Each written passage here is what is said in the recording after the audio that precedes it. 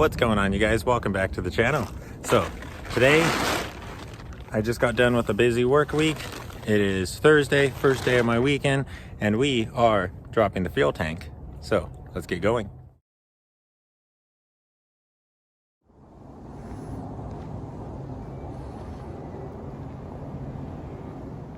Look how big the kitties are.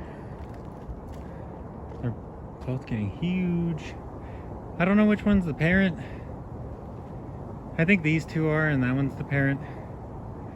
Oh, anywho, we're gonna remove our gas tank. Remove gas cap before disassembling any part of the fuel assembly. Fuel assembly? Fuel system? After you do that, come into the car, and this guy right here needs to be removed. Remove these three Phillips, take off this plate, and then unplug all the wires. This is your fuel level sender. You're gonna need to actually slide the grommet out of this plate and slide all the wires just loosely on top of the fuel tank. If you don't do that, you're straight up gonna pull the wires out of this plate, and you're probably gonna rip them and mess stuff up. Okay, let's get those things knocked out. Okay, so from down here,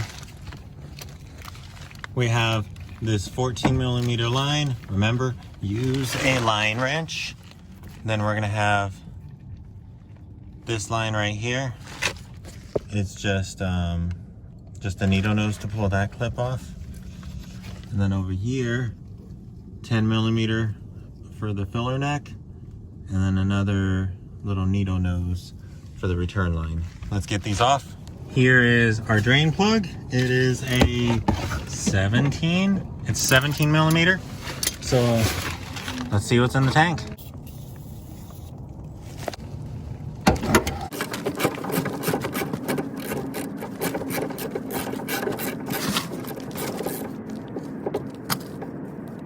There is no fuel in this tank. That's what the drain plug was looking like. Just freaking rust from the ethanol. That's cool. Okay, let's keep going now that we know it's empty.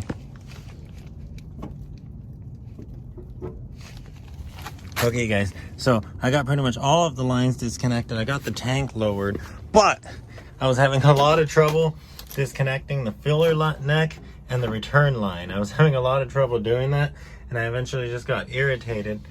Oh, it's not even a return line. It's just like, what is that? EVAP? I thought it was a return line. It's not even a return line. I ended up just disconnecting the entire freaking filler neck. So that way now, as you can see, I have so much more access to remove those lines. But it was really easy.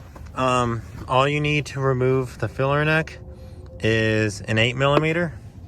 And then it's 3 of these little 8mm nuts right here, and that's pretty much all you have to do. There's going to be some 10mm holding this plate and boot.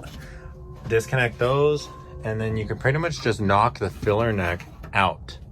And now that the filler neck's removed, I can do a lot more dent removal right here. Huh.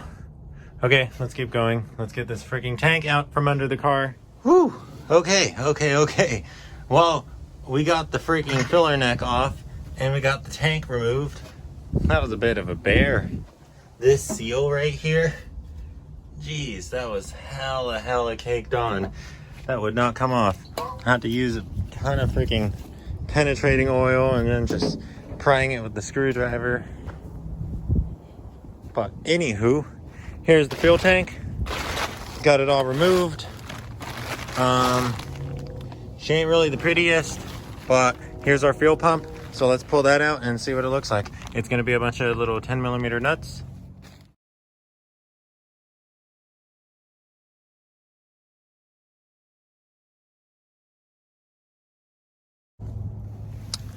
Oh, we got a whole lot of rust in there.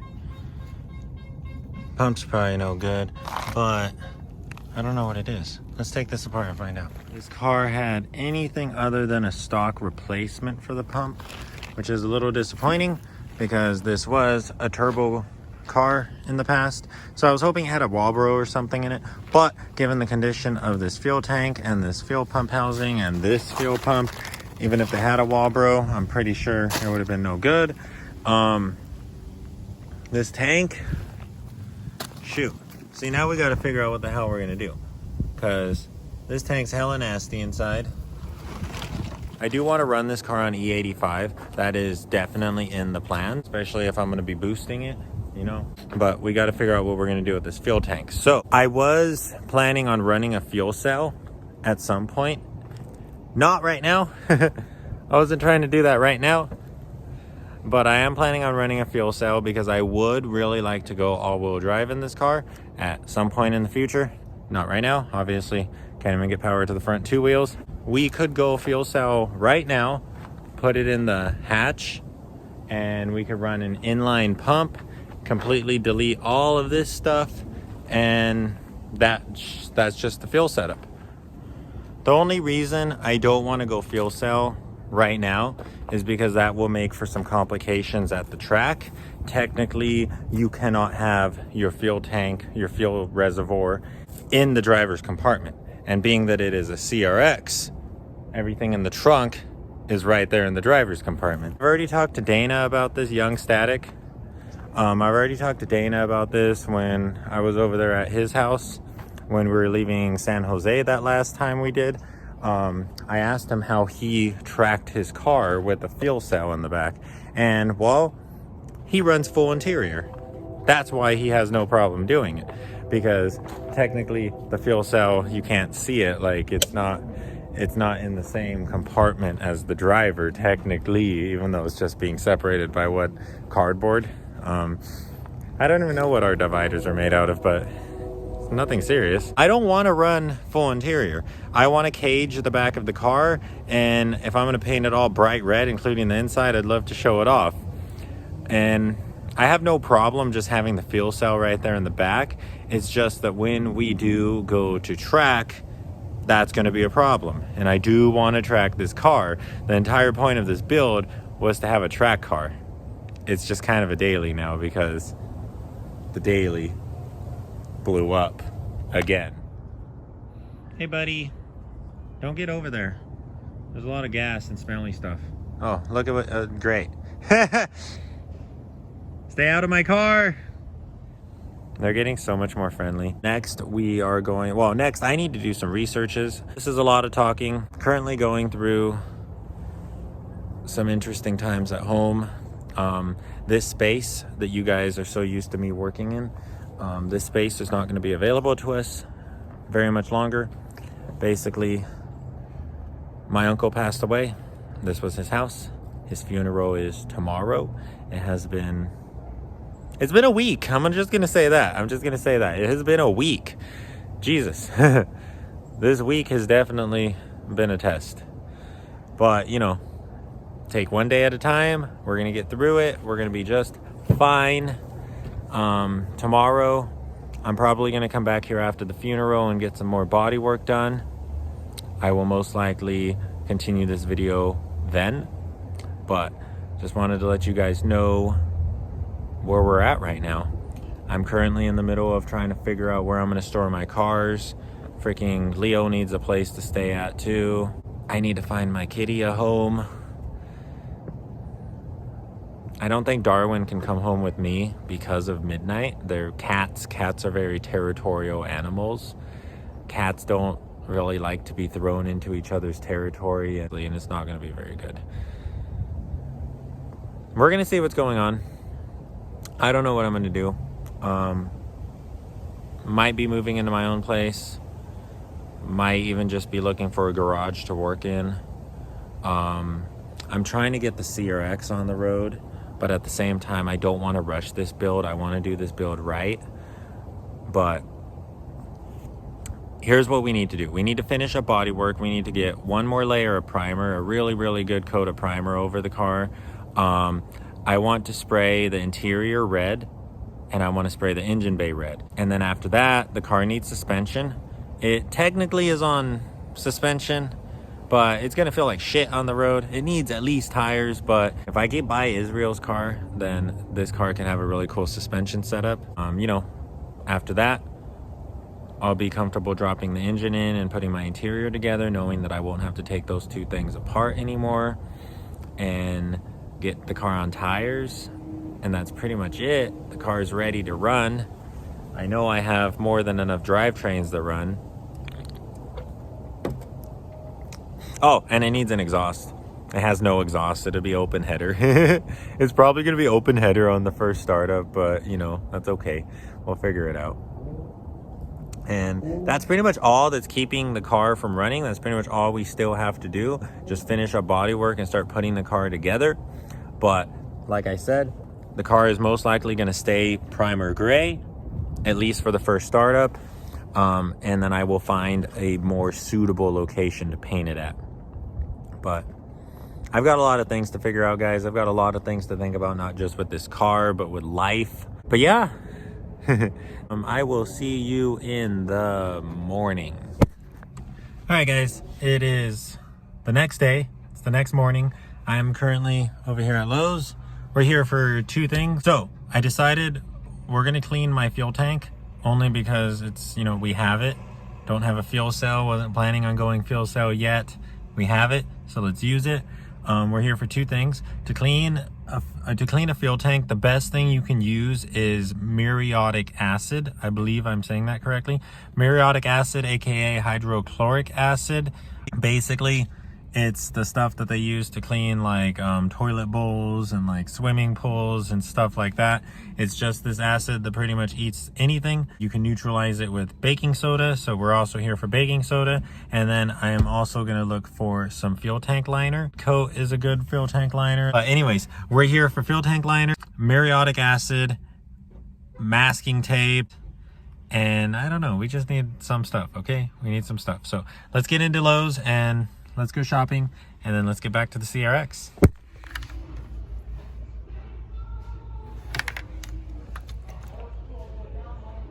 %90 lower fumes. So this one's stronger.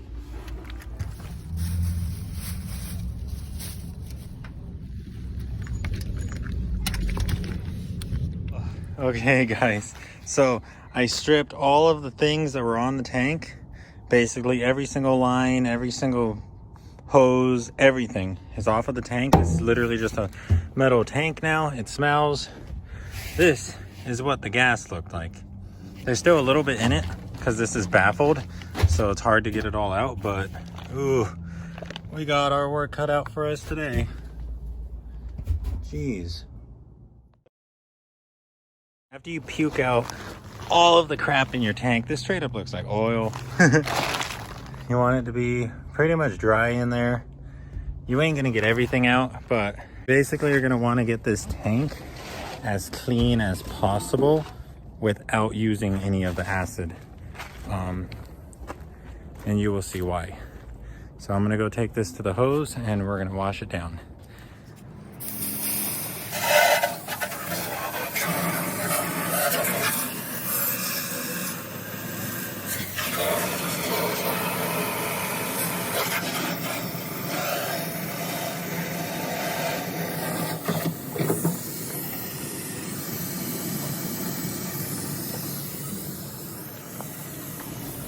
So I got the hose in one side.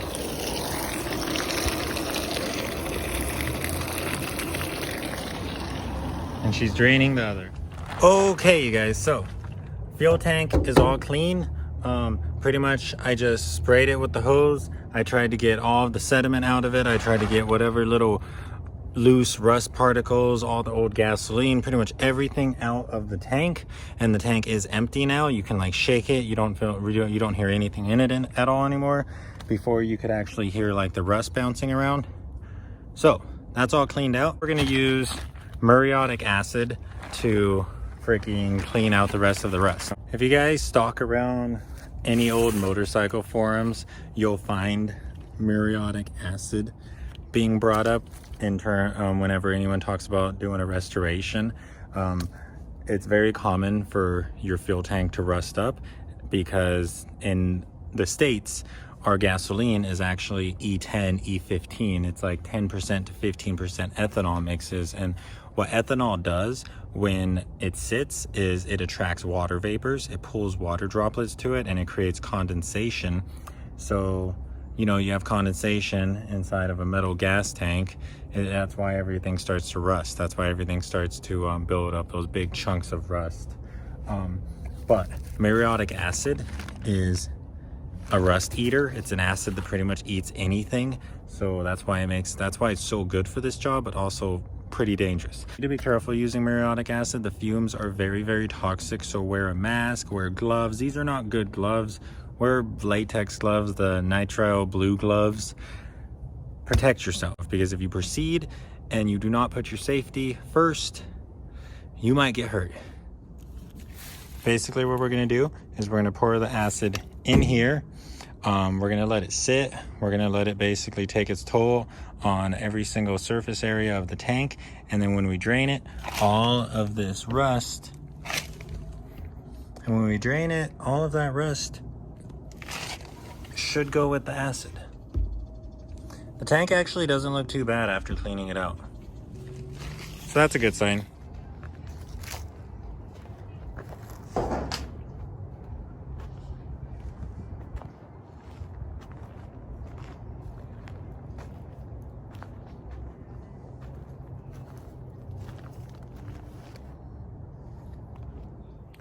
Good morning, you guys. So it's early. Sorry about last night. I ran out of time. Basically what ended up happening was I forgot the baking soda, and you can't neutralize the acid without it. So I didn't even want to start using it. And then I was doing some dent work and I ran out of spray paint. So pretty much I ran out of things to do. I couldn't place guide coats anymore, so I couldn't find low spots. And Leo hit me up yesterday when I was in the backyard recording and working on my car, and he is actually here right now. Leo is over there sleeping on my couch right now. He arrived at like 5 in the morning. Martinez and Evil Mikey also might be coming over today to paint the Del Sol. So today is going to be a busy day. We're going to get back to the acid bath for the fuel tank. We're going to get back to dent work. We are possibly going to paint a car in my mom's backyard. But anywho, I will see you guys tomorrow. Sorry for this super abrupt ending, but things got a little unplanned right now. It's going to be fun though. Next video is going to be really cool. Stay tuned.